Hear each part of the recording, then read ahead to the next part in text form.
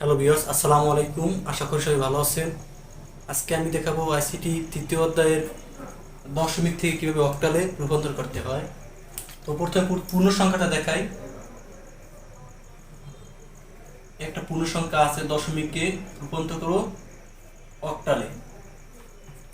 তো দশমিক থেকে অক্টালে রূপান্তর করতে হলে দশমিকের সংখ্যাটাকে অক্টালের এই 8 দ্বারা বেস দ্বারা ভাগ করতে হবে।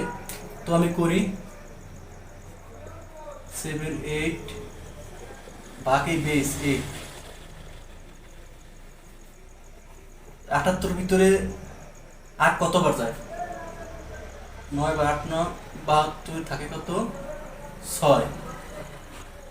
78 ভিতরে 8 কয়বার যায়? 9 বা 8 9 72। 72 থেকে 78 থেকে 72 গেলে কত থাকে? 6। 9 আবার এপাশে আনবো, ভাগ 8।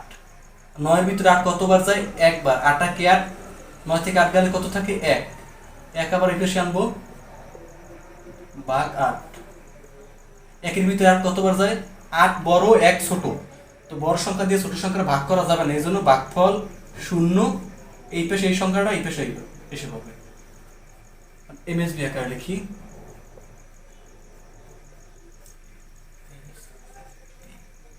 অ্যান্সার হবে কি? নিচ থেকে উপরে, অন অন 6। এই হয়ে গেছে দশমিক থেকে অক্টাল। এটা হচ্ছে পূর্ণ সংখ্যার ক্ষেত্রে। মাঝে মাঝে ভগ্নাংশ আসবে, তো ভগ্নাংশটা এখন দেখাইছি, আশা করি সবাই এটা বুঝতে পারছেন। এখন দেখাবো ভগ্নাংশ সহকারে কিভাবে অক্টাল থেকে দশমিক থেকে অক্টালে রূপান্তর করতে হয়।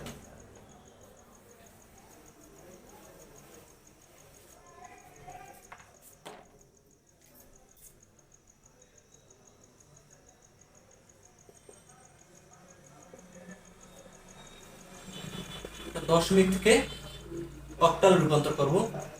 তো এটাকে বলা হয় রেডিক্স পয়েন্ট। তো পয়েন্টের আগে পূর্ণ সংখ্যাটারে কি করতে হবে? পূর্ণ সংখ্যাটারে 8 দ্বারা ভাগ করতে হবে, আর ভগ্নাংশটারে 8 দ্বারা গুণ করতে হবে। তো আমি আগে পূর্ণ সংখ্যাটা করাই, ভাগ ভাগ 8। তো 85 ভিতরে 8 কয়বার যায়? 8 10 80। 80 85 থেকে 8 80 গেল থাকে কত? 5। 10 আবার এখানে আনি, ভাগ 8। 10 এর ভিতরে 8 কয়বার যায়? একবার। 8টা কে 8, 10 থেকে 8 গেল থাকে কত? 2। 1 আবার এখানে আনি, ভাগ করি 8।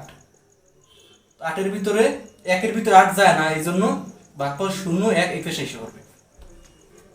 এবার এই জায়গায় পূর্ণ সংখ্যা ভগ্নাংশটা লিখি, 0.67 পূরণ 8।